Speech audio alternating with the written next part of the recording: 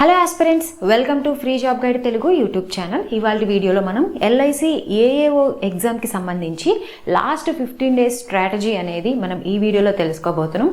చాలామంది మన channel followers Chandrika ఇలాగ చాలామంది కూడాను మనకి అక్క మేము ఎల్ఐసి ఏఓకి ప్రిపేర్ అవుతున్నాము, లాస్ట్ 15 డేస్ స్ట్రాటజీ చెప్పండి మా కోసం అని చెప్పానని కమెంట్లో అడగడం జరిగింది. సో వాళ్ళందరి కోసం ఈ ఎల్ఐసి ఏఓకి సంబంధించినటువంటి లాస్ట్ మినిట్ రివిజన్ టిప్స్కి సంబంధించి మరి ముఖ్యంగా ఈ వీడియో అనేది నేను చేయదలుచుకున్నాను.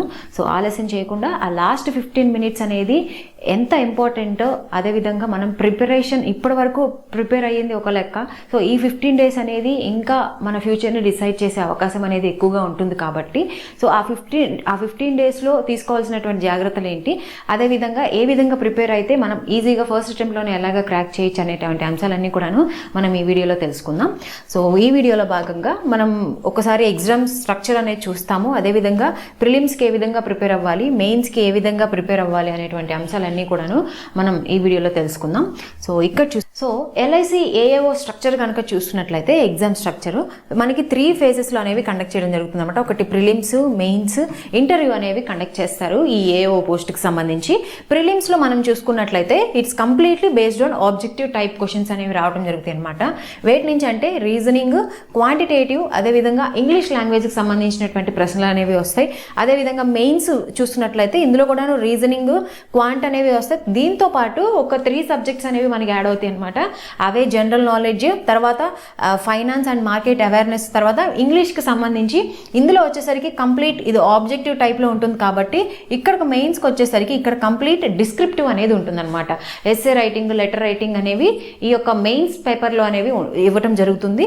సో ఈ విధంగా మెయిన్స్కి సంబంధించి రీజనింగ్, క్వాంట్ ప్రిలిమ్స్లో ఏవైతే ఉన్నాయో సేమ్ అవే టాపిక్స్ అవే మనకి రిపీట్ అవుతాయి అనమాట మెయిన్స్లో. కాకపోతే ఇంకా కొన్ని సబ్జెక్ట్స్ అనేవి యాడ్ అవడం జరుగుతుంది. సో ఎవరైతే మెయిన్స్ క్వాలిఫై అవుతారో వాళ్ళకి ఇంటర్వ్యూ అనేది కండక్ట్ చేస్తారనమాట. సో ఆ ఇంటర్వ్యూ కండక్ట్ చేసిన తర్వాత ఫైనల్ మెరిట్ తీసేసి వాళ్ళకి ఈ యొక్క పోస్ట్ అనేది ఎంపిక చేయడం అనేది జరుగుతుంది అనమాట. సో ఈ విధంగా అయితే సెలక్షన్ ప్రాసెస్ అనేది ఈ విధంగా ఉంటుంది. క్లియర్. దీని తర్వాత మనం ప్రిలిమ్స్ ఈ ఫస్ట్ పేజ్కి ఐ రిపీట్. సో ఇది మనకి క్రూషియల్ స్టెప్ అని చెప్పొచ్చు. ఎందుకంటే మనం ప్రిలిమ్స్ క్వాలిఫై అయితే మాత్రమే మనం మెయిన్స్కి అనేది ఎలిజిబుల్ అవుతాం కాబట్టి సో ప్రిలిమ్స్ని ఎలాగ ఏ విధంగా మరి ముఖ్యంగా ఈ 15 డేస్ ఏ టాపిక్స్ పైన ఫోకస్ చేయాలనేది చూద్దాము.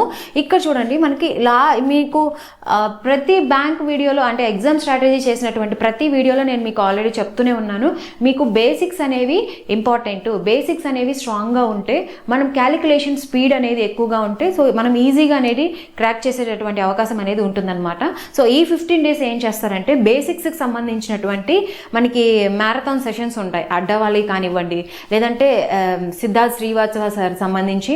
సో వీళ్ళందరూ కూడాను డైలీ మనకి ఏంటంటే బేసిక్స్ మనకి ఏవైతే మ్యాథ్స్లో ఉంటాయో మనకి addition, subtraction, division, multiplication, so ఇలాంటివన్నీ కూడాను మనకి సింప్లిఫికేషన్కి సంబంధించి, డేటా ఇంటర్ప్రిటేషన్కి సంబంధించి, క్వాడ్రాటిక్ ఈక్వేషన్స్కి సంబంధించి ఇవన్నీ కూడాను కంప్లీట్గా ఒక 1.5 అవర్కి సంబంధించి అన్ని బేసిక్స్ కంప్లీట్ వీడియో అనేవి ఛానల్లో అయితే పోస్ట్ అవుతూ ఉంటాయి. డైలీ జరుగుతూ ఉంటుంది అనమాట. సో మ్యారథాన్ లాగా. సో అవి లైవ్ టెస్ట్లు అనేవి మీరు అటెండ్ అవ్వండి. ఆ బేసిక్స్ అనేవి మీకు స్ట్రాంగ్గా ఉండి తర్వాత క్యాలిక్యులేషన్ స్పీడ్ అనేది ఎక్కువగా ఉంటే మీరు తొందరగా ఈ ఎగ్జామ్ అనేది ఈజీగా క్రాక్ చేయొచ్చు అనమాట. సో బేసిక్స్ అనేది ఇంపార్టెంట్ అనమాట, ఎస్పెషల్లీ బ్యాంకింగ్ ఎగ్జామ్స్లో. సో అందుకని చెప్పేసి బేసిక్స్ అనేవి ఈ 15 డేస్ ఇంకా మోర్ ప్రాక్టీస్ చేయండి. కొత్త టాపిక్స్ జోలికి అసలు వెళ్ళొద్దు. ఇప్పటి వరకు మీరు ఏవైతే ప్రిపేర్ అయ్యారో వాటిపైనే ఎక్కువగా ఫోకస్ చేయండి. థరోలీ అవే ప్రాక్టీస్ చేయండి. సో మీకు వాటిపైనే కొంచెం కాన్ఫిడెన్స్ వస్తుంది. కొత్త టాపిక్స్ జోలికి అసలు వెళ్ళకండి. సో సిలబస్ కంప్లీట్ అవ్వలేదే అందుకని చెప్పేసి నేను ఈ 15 డేస్ అవి చదువుతాను అని చెప్పానంటే మీరు ఈ 15 డేస్ పెట్టినటువంటి ఆ కొత్త టాపిక్స్ మీకు గుర్తుంటే లాస్ట్లో మీరు ఇంతకుముందు ఏం చదువుకున్నారో అవైతే అసలుకి గుర్తుండవు. సో మీరు ఏం చేస్తారంటే కొత్త టాపిక్స్ జోలికి అసలుకి వెళ్ళొద్దు. బేసిక్స్ అనేవి మీకు నేను చెప్పినటువంటి ఛానల్స్ ఏవైతే ఉన్నాయో డైలీ అవి ప్రాక్టీస్ అనమాట, లైవ్ అనేది జరుగుతుంది. సో ఆ లైవ్లో మీకు ఏంటంటే సో ఇలాగ division, multiplication, addition, subtraction, so ఇలాంటివన్నిటికి సంబంధించినటువంటి క్వశ్చన్స్ అనేవి అందులో వస్తాయి. సో అవే మనకి ఏముందులే ఎడిషను, సబ్ట్రాక్షనే కదా, ఈజీయే కదా అని చెప్పి అనుకుంటాం. జస్ట్ ఒక చిన్న మిస్టేక్ చేసినా కానీ మనం 1 మార్క్ అనేది లూజ్ అయ్యేటటువంటి అవకాశం ఉంటుంది కాబట్టి సో వాటిని అసలు తక్కువ అంచనా వేయద్దు. సో ఇవి ఈ విధంగా అయితే ఫాలో అవ్వండి. దీని తర్వాత హై స్కోరింగ్ టాపిక్స్ నేనైతే ఏవైతే చెప్పానో కొత్త టాపిక్స్ జోలికి అసలు వెళ్ళకండి. మరి ముఖ్యంగా ప్రిలిమ్స్ పర్స్పెక్టివ్లో హై స్కోరింగ్ టాపిక్స్ కొన్ని ఉన్నాయి అనమాట. అవి రీజనింగ్ కానివ్వండి, క్వాంట్ కానివ్వండి, ఇంగ్లీష్కి సంబంధించి. ఇంగ్లీష్కి ఏముంటాయండి మనకి రీడింగ్ కాంప్రహెన్షన్కి సంబంధించి, తర్వాత సినోనిమ్స్, యాంటోనిమ్స్, తర్వాత కరెక్షన్ సెంటెన్స్, ఇవే కదా ఉండేది మనకి. సో డైలీ హిందూ ఎడిటోరియల్ ఎవరైతే ఫాలో అవుతారో వాళ్ళకి ఇంగ్లీష్ అనేది అసలు సమస్య కాదు నన్ను అడిగితే. సో హిందూ ఎడిటోరియల్ అనేది మీ దినచర్యలో భాగంగా పెట్టుకోండి. సో ఎడిటోరియల్ అనేది అసలు మిస్ చేసుకోవద్దు. మరి ముఖ్యంగా science and technology, environment, economy, తర్వాత పాలిటీ, ఏదైతే బ్యాంకింగ్ రిలేటెడ్ టర్మ్స్ మీకు ఎక్కడ కనిపించినా కానీ ఆ యొక్క ప్యాసేజ్ అనేది చదవండి. అందులో వచ్చినటువంటి టర్మ్స్ ఏదైతే టర్మినాలజీ వాళ్ళు యూజ్ చేశారో ఆ టర్మినాలజీ యొక్క మీనింగు, సినోనిమ్స్, యాంటోనిమ్స్ కానివ్వండి, దాని యొక్క ఏదైతే అది నౌన్ అయితే నౌను, ప్రనౌన్ అయితే ప్రనౌను, లేదంటే మనకి ఈడియమ్స్ ఉంటాయి, ఫ్రేజెస్ ఉంటాయి. సో ఇలాగ ప్రతిదీ కూడాను మీకు ఏ కొత్త వర్డ్ కనిపించినా కానీ అలాగ రాసుకుంటే, నోట్స్ అనేది చేసుకుంటే మీరు ఇంగ్లీష్లో అనేది ప్రో అయిపోతారనమాట. సో ఆ విధంగా అయితే హిందూ ఎడిటోరియల్ అనేది మీరు ఫాలో అవ్వాల్సి ఉంటుంది. సో ఇక్కడ ఏంటంటే మరి ముఖ్యంగా రీజనింగ్ వచ్చేసరికి పజిల్స్కి సంబంధించి మనకి 10 to 15 క్వశ్చన్స్ వస్తాయి. ఏ బ్యాంకింగ్ ఎగ్జామ్కి అయినా కానివ్వండి, పజిల్స్ కానివ్వండి, సీటింగ్ అరేంజ్మెంట్, కోడింగ్, డీకోడింగ్, తర్వాత సిలాగిజం. రీజనింగ్లో ఇవి ఎక్కువగా కీ రోల్ అనేవి ప్లే చేస్తాయి. దీని తర్వాత క్వాంటిటేటివ్ యాప్టిట్యూడ్ విషయానికి వస్తే సింప్లిఫికేషను, నెంబర్ సిరీసు, డేటా ఇంటర్ప్రిటేషను, అదేవిధంగా అర్థమెటిక్ ప్రాబ్లమ్స్ అనేవి మీరు ఎక్కువగా ఫోకస్ చేయాల్సి ఉంటుంది ప్రిలిమ్స్ పర్స్పెక్టివ్లో. అదేవిధంగా ఇంగ్లీష్కి వచ్చేసరికి నేను చెప్పినట్లుగా reading comprehension, error spotting and cloze test, వీటిపైన ఎక్కువగా ప్రాక్టీస్ చేయండి. మార్క్స్ అనేవి ఎక్కువగా రాసేయండి.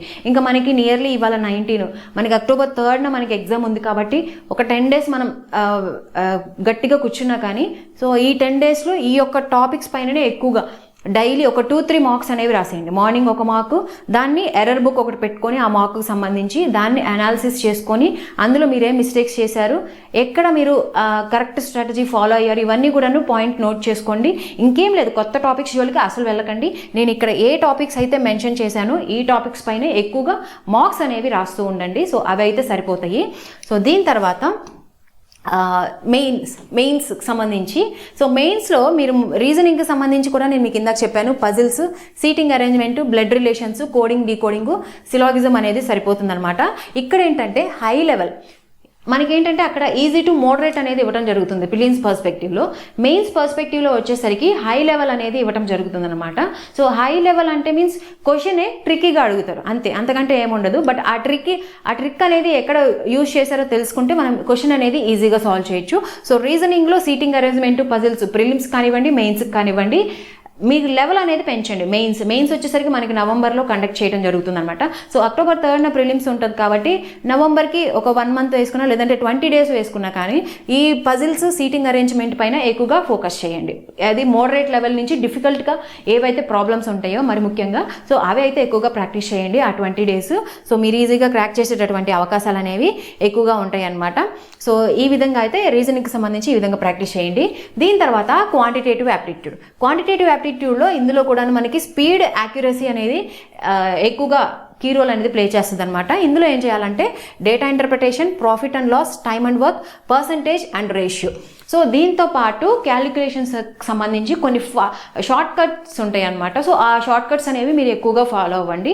ఏం లేదు, బ్యాంకింగ్ కల్లా మీ యొక్క యాక్యురసీ, మీ యొక్క స్పీడ్ అనేది వాళ్ళు చూడటం జరుగుతుంది అనమాట. సో అందుకే మ్యాథ్స్కి సంబంధించినటువంటి బేసిక్సే బ్యాంక్లో మనం ఎక్కువగా వర్క్ చేయాల్సింది కూడా వాటిపైనే కాబట్టి, సో వాటిని పరిగణలోకి తీసుకొని ఈ విధంగా ఎగ్జామ్ స్ట్రక్చర్ అనేది ఉంటుందన్నమాట. సో అందుకనే మనకి మ్యాథ్స్ బేసిక్స్ సంబంధించినటువంటి సింప్లిఫికేషన్స్ కానివ్వండి, లేదంటే యావరేజెస్ అండ్ లేదంటే మిక్చర్ అండ్ అలిగేషన్స్ కానివ్వండి, రేషియో అండ్ ప్రపోర్షన్స్ కానివ్వండి, డేటా ఇంటర్ప్రిటేషన్ కానివ్వండి, సో ఈ విధంగా అన్నీ కూడా మనకి బ్యాంకింగ్ ఎగ్జామ్లో ఇవ్వడం జరుగుతుంది కాబట్టి ఎక్కువగా ఫాస్ట్ క్యాలిక్యులేషన్స్ అనేవి చేయడానికి ట్రై చేయండి. సో ఈ విధంగా అయితే క్వాంటిటేటివ్ యాప్టిట్యూడ్కి ప్రిపేర్ అవ్వండి. దీని తర్వాత ఇంగ్లీష్ లాంగ్వేజ్కి నేను చెప్పినట్లుగా గ్రామర్ అనేది కీ రోల్ ప్లే చేస్తుంది.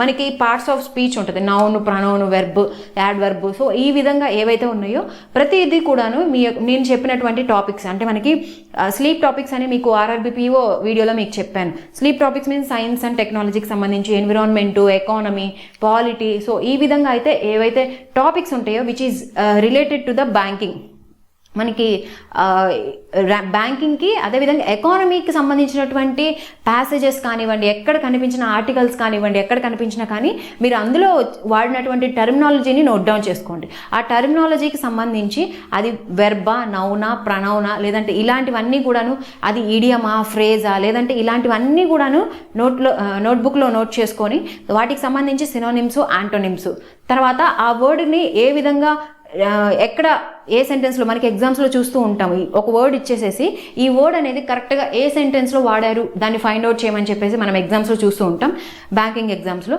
సో అలాంటివి మీరు ప్రాక్టీస్ చేస్తూ ఉన్నారంటే మీరు సపరేట్గా ఇంగ్లీష్కి ప్రిపేర్ అవ్వాల్సిన పని లేదు.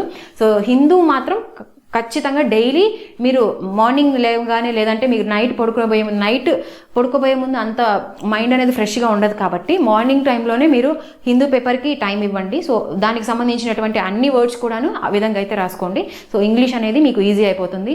తర్వాత ఎటువంటి ఫ్రేజెస్ కానివ్వండి, ఈడియమ్స్ కానివ్వండి, ఎస్సే అంటే మనకు ఆర్టికల్స్ వస్తాయి కదా, ఆర్టికల్స్లో ఏ విధంగా యూజ్ చేశారు అలాంటివన్నీ కూడా మీకు నచ్చినటువంటి ఈడియమ్స్ ఉంటాయి. సో అలాంటివన్నీ కూడాను మనం ఎస్సే రైటింగ్లో వచ్చేసరికి ఈడియమ్స్ని ఎక్కువగా యూజ్ చేస్తూ ఉంటుంటే వాళ్ళకి ఏంటంటే ఓహో వీళ్ళకి కాన్సెప్ట్ నాలెడ్జ్ బాగా ఉంది అని చెప్పేసానని మనకి అక్కడ ఎక్కువ మార్క్స్ వచ్చేటటువంటి అవకాశం ఉంటుంది కాబట్టి సో అలాగైతే ట్రై చేయండి. సో ఈ విధంగా focus on letter and essay writing for the descriptive test in మెయిన్స్కి సంబంధించి ఈ విధంగా అయితే మీరు ప్రాక్టీస్ చేయండి, ఈజీగా క్రాక్ చేస్తారు. సో ఇంకా మనం జనరల్ నాలెడ్జ్ అదేవిధంగా కరెంట్ అఫైర్స్ విషయానికి వస్తే ఈ కరెంట్ అఫైర్స్లో మనకి national and international government schemes కానివ్వండి, మేజర్ ఎకనామిక్ పాలసీస్ అనేవి చదవాలి. సో ఎక్కువగా ఈ టాపిక్స్ పైన మనకి క్వశ్చన్స్ అనేవి రావడానికి ఆస్కారం అనేది ఉంటుందన్నమాట. డైలీ ఎడిటోరియల్ పేపర్తో పాటు, ఇంగ్లీష్కి ఎడిటోరియల్ పేపర్తో పాటు మనకి మెయిన్ పేపర్ పైన మనకి కొన్ని హెడ్డింగ్స్ అనేవి, ఇంపార్టెంట్ న్యూస్ అనేవి కూడా మనకి కొన్ని స్నిప్స్ రూపంలో మనకి పెడతారనమాట. సో ఆ snips which is related to the banking field, మనకి ఎకానమిక్ సంబంధించి, పాలిటిక్స్ సంబంధించి ఇలాంటివన్నీ కూడా మనకి వస్తూ ఉంటాయి కాబట్టి సో ఆ టాపిక్స్ పైన మీరు డైలీ నోట్స్ ప్రిపేర్ చేసుకున్నారంటే వన్ లైనర్ తోటి సో ఈ విధంగా మీరు లాస్ట్ ఎగ్జామ్కి వెళ్ళే ఒక 10 days ముందు కూడాను అవన్నీ ఒకసారి రీకలెక్ట్ చేసుకుంటే మీరు ఎగ్జామ్లో మర్చిపోకుండా ఆ క్వశ్చన్ని అటెంప్ట్ చేసేటటువంటి అవకాశాలు అనేవి ఉంటాయి అన్నమాట. సో దీని తర్వాత లాస్ట్ 6 months కరెంట్ అఫైర్స్ అనేవి తరువుగా మీ మైండ్లో అనేవి రిపీట్ అవుతూ ఉండాలన్నమాట. డైలీ ఒక ½ an hour అలాగా, ఎందుకంటే సింగిల్ లైనర్స్ నోట్స్ ప్రిపేర్ చేసుకోమని చెప్పాను కాబట్టి ఆ సింగిల్ లైనర్స్ రోజుకి ఒక 1.5 hour అనేది సరిపోతుంది ఆ 6 months కరెంట్ అఫైర్స్ చదువుకోవడానికి. సో థరోలీ ఆ 6 months కరెంట్ అఫైర్స్, మరి ముఖ్యంగా బ్యాంకింగ్కి సంబంధించి కరెంట్ అఫైర్స్ ఎక్కడ వచ్చినా కానీ అవి అసలు వదలకండి, ఎందుకంటే వాటిపైనే క్వశ్చన్స్ వచ్చేటటువంటి అవకాశం ఉంటుంది కాబట్టి సో అవి అయితే ప్రిపేర్ అవ్వండి. ఎక్కువగా జీకే ఫోకస్ చేయాల్సినటువంటి ఏంటంటే స్టాటిక్ టాపిక్స్ ప్రిపేర్ అయితే సరిపోతుంది జీకేకి సంబంధించి. అందులో మనకేంటి ఇంపార్టెంట్ డేస్, వాటి యొక్క థీమ్స్, లేదంటే సమ్మిట్స్ ఉంటాయి, ఆ సమ్మిట్కి సంబంధించినటువంటి థీమ్స్ ఇలాంటివన్నీ కూడాను మనకి ఇంపార్టెంట్ అనమాట. తర్వాత ఇండియన్ జియోగ్రఫీ, హిస్టరీ, పాలిటీ, వాటి యొక్క Capitals, currencies, books and authors, sports and awards, అదేవిధంగా ఆర్గనైజేషన్స్, వాటి యొక్క హెడ్ క్వార్టర్స్. సో ఈ టాపిక్స్ ఎక్కడ కనిపించినా కానీ మీరు అస్సలు మిస్ చేసుకోవద్దు, వాటిని రివైజ్ చేస్తూ ఉండండి. వీటి నుంచి మీకు ప్రశ్నలు అనేటివి వచ్చేటటువంటి అవకాశం అనేది ఉంటుందన్నమాట. దీని తర్వాత data analysis and data interpretation. So మీకు ఆల్రెడీ మీకు చెప్పాను క్వాంటిటేటివ్ యాప్టిట్యూడ్కి సంబంధించి బార్ గ్రాఫ్స్, పై చార్ట్స్, డేటా ఇంటర్ప్రిటేషన్, తర్వాత డేటా సఫిషియన్సీ క్వశ్చన్స్ అనేవి ఎక్కువగా రిపీట్ అవుతూ ఉంటాయి అనమాట. మరి ముఖ్యంగా మెయిన్స్లో అయితే ఇవి కీ రోల్ ప్లే చేస్తాయి. క్వాంట్లో ఎక్కువగా మనం స్కోర్ చేసేటటువంటి అవకాశం ఏదైనా ఉందంటే ఇవి పజిల్స్, అదేవిధంగా సీటింగ్ అరేంజ్మెంట్, ఈ రెండింటినే మనకి ఆల్మోస్ట్ 15 to 20 క్వశ్చన్స్ అనేవి, 20 మార్క్స్ అనేవి మనం ఇక్కడి నుంచే సంపాదించుకోవడానికి అవకాశం ఉంటుందన్నమాట.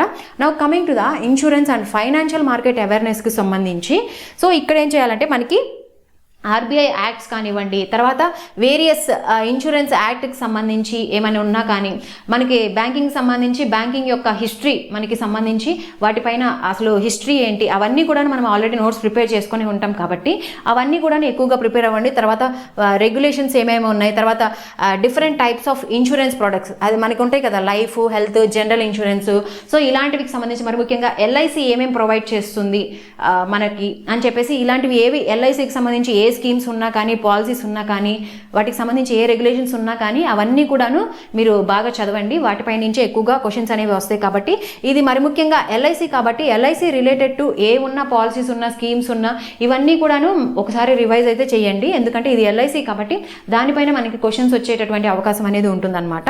సో రెగ్యులేటరీ బాడీస్ మనకి IRDAI వీటన్నిటికీ కూడాను, నాబార్డ్ ఇలాంటివన్నీ కూడాను మనం చదువుకోవాల్సిన వాటి యొక్క హిస్టరీ, అవి చేసేటటువంటి రోల్స్ ఏంటి, ఇవన్నీ కూడాను మనం ఒకసారి ప్రాక్టీస్ చేస్తే మంచిది ఎగ్జామ్కి వెళ్ళే ముందు. సో రీసెంట్గా డెవలప్మెంట్స్ ఏమైనా ఉంటే, తర్వాత ఫైనాన్షియల్ అండ్ ఇన్సూరెన్స్ మార్కెట్స్ రీసెంట్గా వచ్చినటువంటి కొన్ని నార్మ్స్ ఉంటాయి కదా, సో అవన్నీ కూడాను ఏవైతే ఉన్నాయో మరి ముఖ్యంగా RBI కానివ్వండి, RBI ఏవే వాటికి అప్రూవల్ ఇచ్చింది కొత్తగా వచ్చినటువంటి బ్యాంక్స్కి, సో ఇలాంటివన్నీ కూడాను మీరు ప్రిపేర్ అవ్వాల్సి ఉంటుంది as a part of insurance and financial market awareness. దీని తర్వాత డిస్క్రిప్టివ్ టెస్ట్ మనకి మెయిన్స్కి వచ్చేసరికి ఇంగ్లీష్లో ఉంటుంది కాబట్టి ఇంగ్లీష్ డిస్క్రిప్టివ్ ఉంటుంది. అదే ప్రిలిమ్స్కి అయితే ఆబ్జెక్టివ్లో ఉంటుంది కాబట్టి సో ఇక్కడ ఏం చేయాలంటే మీరు ఏం చేయాలి, లెటర్ అండ్ ఎస్సే రైటింగ్ అనేది ఈ మెయిన్స్లో ఉంటుంది. కాబట్టి ఏవైతే మనకి ఇన్సూరెన్స్, బ్యాంకింగ్ అండ్ ఫైనాన్షియల్ సెక్టార్స్కి సంబంధించినటువంటి టాపిక్స్, ఆర్టికల్స్ నేను మీకు ఫస్ట్ నుంచి చెప్తూనే ఉన్నాను, వీడియో ఫస్ట్ నుంచి. దాని రిలేటెడ్గా ఏదున్నా కానీ అసలు మిస్ చేసుకోవద్దు. అందులో వాడినటువంటి టర్మినాలజీ కూడాను మీరు నోట్ చేసుకుంటే అదే టర్మినాలజీ మీరు ఎగ్జామ్ పాయింట్ ఆఫ్ వ్యూలో ఎగ్జామ్లో మీరు ఉపయోగిస్తే మీరు ఎక్కువగా మార్క్స్ స్కోర్ చేసేటటువంటి అవకాశం అనేది ఉంటుంది. సో నేను ఫస్ట్ నుంచి చెప్తున్నాను, ఇన్సూరెన్స్, బ్యాంకింగ్ అండ్ ఫైనాన్షియల్ ఏవైతే ఎకానమీ రిలేటెడ్ ఏది కనిపించినా కానీ మీరు ఆ ఆర్టికల్ని అస్సలు మిస్ చేసుకోవద్దు. అందులో మీకు ఏదైనా కొత్తగా టర్మినాలజీ అనేది కనిపిస్తే అది నోట్ డౌన్ చేసుకోండి. అది ఆ యొక్క టర్మినాలజీ డైలీ ప్రాక్టీస్ చేయాలి. ఒకసారి మనం నోట్స్లో నోట్ చేసుకుంటే సరిపోదు, డైలీ రివైజ్ చేసుకొని ప్రాక్టీస్ చేస్తూ ఉంటుంటే అవి సెంటెన్స్ ఫామ్లో మనం యూజ్ చేస్తూ ఉంటుంటే మనకి యూస్ఫుల్ అనేది అవుతుంది. కాబట్టి సో ఈ విధంగా అయితే ప్రిపేర్ అవ్వండి. తర్వాత ఫార్మల్ లెటర్, ఇన్ఫార్మల్ లెటర్ అనేది ప్రాక్టీస్ చేయండి. మనం ఇప్పుడు లెటర్ రైటింగ్ అంటే మన ఇంతకు ముందు బుక్స్ ఉండేవి, బుక్స్ కొనుక్కొని మనం అందులో చూసుకొని ప్రిపేర్ అవ్వాల్సి వచ్చేది. బట్ ఇప్పుడు ఏంటి, అన్ని ChatGPT కానివ్వండి, లేదంటే Copilot AI కానివ్వండి, సో వాటిని అంటే అది ఇచ్చేదే అన్ని కరెక్ట్గా అని చెప్పి నేను చెప్పట్లేదు, బట్ మనకి బేసిక్ ఐడియా అనేది వస్తుంది. మీరు దానికి ఒక ప్రాంప్ట్ ఇవ్వండి, ఏదో ఒక టాపిక్ ఇచ్చేసి నాకు దాన్ని ఫార్మల్ మెథడ్లో నాకు లెటర్ అనేది ఒకటి చేసివ్వు అని చెప్పానంటే అది మనకు ఒక ఇస్తుంది అనమాట. సో దాన్ని చూసుకొని అది ఏ టర్మినాలజీ వాడింది, ఏ విధంగా అయితే మనకి రెస్పెక్టెడ్ సార్, మనకి అలైన్మెంట్స్ అనేది కూడా ఇంపార్టెంట్ అనమాట. సో కొత్తగా వచ్చినటువంటి లెటర్ ఫార్మాట్స్ కానివ్వండి, ఇవన్నీ కూడా చూసుకొని మీరు ప్రాక్టీస్ చేస్తే ఈజీగా స్కోర్ చేసేటటువంటి అవకాశం అనేది ఉంటుంది. హార్డ్ వర్కే కాదు, హార్డ్ వర్క్తో పాటు స్మార్ట్ వర్క్ కూడాను మీరు చేయాల్సి ఉంటుంది. ఎప్పుడైతే hard work plus smart work చేస్తారో మీకు సక్సెస్ అనేది ఆటోమేటిక్గా వస్తుంది. సో టెక్నాలజీని ఈ విధంగా అయితే ఉపయోగించుకోండి, మీకు మీ ప్రిపరేషన్కి చాలా హెల్ప్ అవుతుంది. సో ఇంగ్లీష్కి సంబంధించి ఈ విధంగా అయితే మీరు ప్రిపేర్ అవ్వండి, మెయిన్స్ అనేది ఈజీగా క్లియర్ చేస్తారు. సో ఇంటర్వ్యూకి అంటే which is related to the banking, ఇంటర్వ్యూలో కూడా మీ యొక్క పర్సనాలిటీ చెక్ చేస్తారు. బ్యాంకింగ్కి సంబంధించి క్వశ్చన్స్ అనేవి రావడం జరుగుతుంది, మరి ముఖ్యంగా LICకి సంబంధించి. తర్వాత మీ యొక్క ప్రెజెన్స్ ఆఫ్ మైండ్ అనేది ఏ విధంగా ఉందని చెప్పేసి చెక్ చేయడం జరుగుతుంది అనమాట. సో అది మెయిన్స్ తర్వాత కాబట్టి ముందు మెయిన్స్ మనం క్లియర్ చేయడానికి మనం ట్రై చేద్దాము. సో ప్రిలిమ్స్, మెయిన్స్ క్లియర్ చేయండి. ఇంటర్వ్యూకి అనేది కూడా మీకు ఇంటర్వ్యూ డేట్స్ వచ్చినప్పుడు కూడా నేను ఇంటర్వ్యూకి ఎలా ప్రిపేర్ అవ్వాలని చెప్పేసి సపరేట్గా వీడియో అయితే చేస్తాను. సో ఈ విధంగా అయితే లాస్ట్ 15 days అనేది ప్రిపేర్ అవ్వండి. ఏవైనా కానీ కొత్త టాపిక్స్ జోలికి అసలు వెళ్ళకండి. ఉన్న టాపిక్స్ని ఏ విధంగా యూజ్ చేసుకోవాలో అవి ఒకసారి అయితే మీరు అవే ప్రాక్టీస్ చేయండి థరోలీ. మీకు వాటిపైనే మీకు క్వశ్చన్స్ వచ్చేటటువంటి అవకాశం అనేది ఉంటుందన్నమాట. సో ఇది మనకి ఇవాళ వీడియో. ఇంకా మీకు ఎలాంటి వీడియోస్ కావాలన్నా కానీ నాకు కమెంట్ బాక్స్లో కమెంట్ చేయండి, నేను ఆ టాపిక్స్ పైన వీడియోస్ చేయడానికి ట్రై చేస్తాను. సో ఇలాంటి జాబ్ అప్డేట్స్ అన్నీ కూడా మనకు ఒక టెలిగ్రామ్ ఛానల్ ఉంది. ఆ టెలిగ్రామ్ ఛానల్లో నేను మీకు ఎప్పటికప్పుడు పోస్ట్ చేస్తూ ఉంటాను. ఎవరైతే టెలిగ్రామ్ ఛానల్లో జాయిన్ అవ్వలేదో వాళ్ళందరి కోసం టెలిగ్రామ్ లింక్ అనేది కూడాను నేను మీకు కింద డిస్క్రిప్షన్లో మెన్షన్ చేస్తాను, మీరు టెలిగ్రామ్ ఛానల్లో జాయిన్ అవ్వచ్చు. సో ఇలాంటి మరిన్ని జాబ్ అప్డేట్స్ కోసం please follow our free job guide Telugu YouTube channel. Thank you.